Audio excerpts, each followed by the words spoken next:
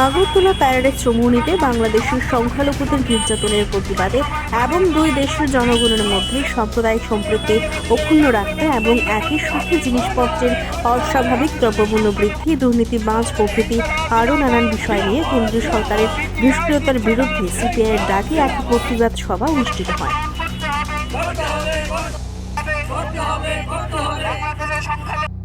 জনগণের মধ্যে আরো ঐক্য এবং সম্প্রীতি বজায় রাখতে আক্রমণ বন্ধ করতে হবে।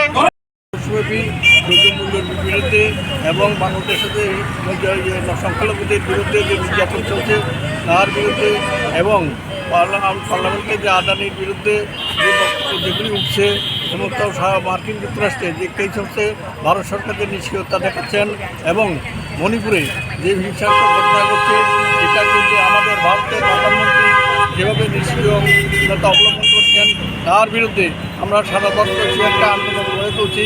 আমরা আজকেও তীব্রত সিপিআইয়ের নেতৃত্বে এখানে আমরা এই বিক্ষোভ মিছিলে অংশগ্রহণ করছি। এখান থেকে আমরা আওয়াজ তুলব। এখানে ভারতবর্ষে যে দ্রব্যমূল্য বৃদ্ধি হচ্ছে ত্রিপুরা যেভাবে সরকার নিষ্ক্রিয় ভূমিকা গ্রহণ করছে তার বিরুদ্ধে আমরা বিশেষভাবে আন্দোলন গড়ে তুলব। সরকারকে আমরা হুঁশিয়ার দিচ্ছি, যদি দ্রব্যমূল্য বিরুদ্ধে এবং আমাদের যে বেকার সমস্যা, যে সেই ছাত্রদের সমস্যা, কৃষকদের যে সমস্যা সেগুলি সমাধান না করে শুধু হিন্দু মুসলিমের মধ্যে যে সমস্যা চলছে সেগুলি বন্ধ করে ভারতের যে মুসলিম হিন্দুদের মধ্যে যে দাঙ্গা এবং চলছে সেগুলি যাতে না ঘটায় সেগুলি পদক্ষেপ নেওয়ার জন্য আমরা দৃঢ় পদক্ষেপ গ্রহণ করার জন্য আমরা ভারত সরকার তথা ত্রিপুরা সরকারের কাছে আবেদন রাখছি। আমরা এর সাথেও সারা ভারতবর্ষের জনগণের কাছে এই আবেদন রাখছি, আপনারা সচেতন হন এবং আমাদের যাতে সম্প্রীতি বজায় রাখে সেটা যাতে বজায় থাকে এই বলে আমি আমার ইনকলাব জিন্দাবাদ,